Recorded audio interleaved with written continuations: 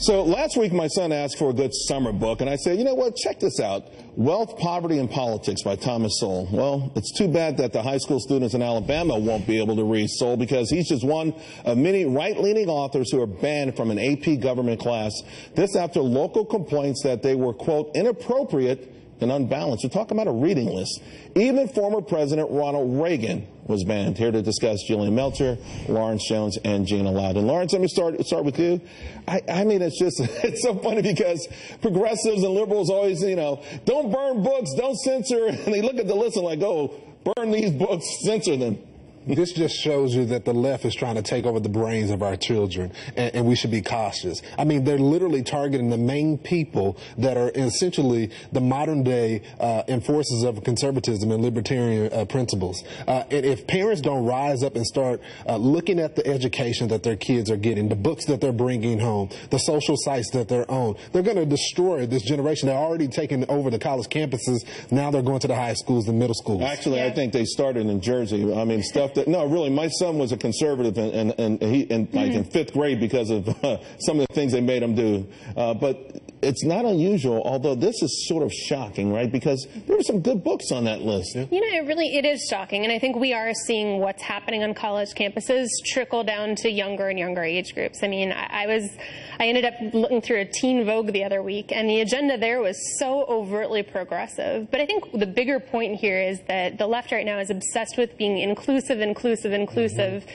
until they're confronted with an idea that they disagree with. And then it's exclusion, it's you're bigoted, it's you're racist, it's we're going to shut down this conversation. Right. And I think that, the important thing is for students to be learning critical thinking, being exposed to a variety of ideas, and figuring out what they believe on. And Gina, remember, this is in Alabama. We're not talking about San Francisco or New York City. I mean, this is in Alabama that this is happening. Yeah, my sweet home. I love Alabama. But here's the thing, Charles. I disagree with you and Jillian on this one. I have to say, this doesn't shock me at all. What shocked me is that they actually found a conservative teacher with a single conservative book on a reading list, right? I mean, how far did they have to look for that? This is more of the hypocrisy of the left. So open-minded, Charles, their brains just fall right out. All right, well, let's talk about the hypocrisy with and progressives, because every now and then their own little mini bubbles bump into each other. That was the case when a gay police chief was banned from a pride march. This, of course, happening in Minneapolis after the recent court verdict with Castile. There was outrage, and there she is right there. Just moments ago, by the way, though, they have reversed their decision, the marchers, the march organizers, and they are going to allow the police chief to join, and apparently she's agreed. Jillian, you wrote about this. I was happy to see the police chief taking a higher road, but it's so amazing that they preach inclusion, except when they don't want to include someone. I mean, the hypocrisy is beyond the pale. Yeah, I mean, I think this is about intersectionality is the key word for it, but it's really about exclusionary politics and getting power. In this case, what I think was so powerful is they made this choice, and the general public did not agree with it. I mean, I was looking through their Facebook page today. You had gay police officers talking about how this was hurtful, how this is something that they've wanted to participate in for their entire lives, and how they're being banned from it.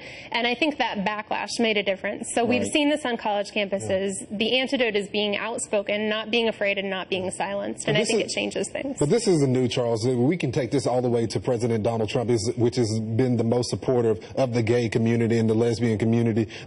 People may not forget, but Barack Obama wasn't really supportive. He wasn't for gay marriage. President Trump believes that the government shouldn't be involved. His properties allow transgenders to use whatever bathroom they want, but they still bash him. They still target him. Right. When the facts are, he started with his own private business. Although this is more about the progressive movements themselves and their false ideology or their false message. If you don't buy your own message, then you should stop trying to sell it to everyone else.